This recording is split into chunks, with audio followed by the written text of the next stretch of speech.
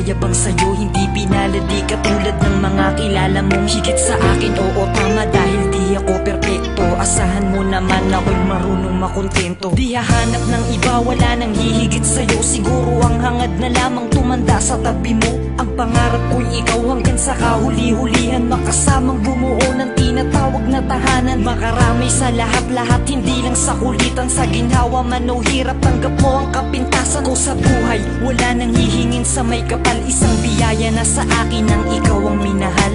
Ikaw ang minahal, ikaw ang minahal.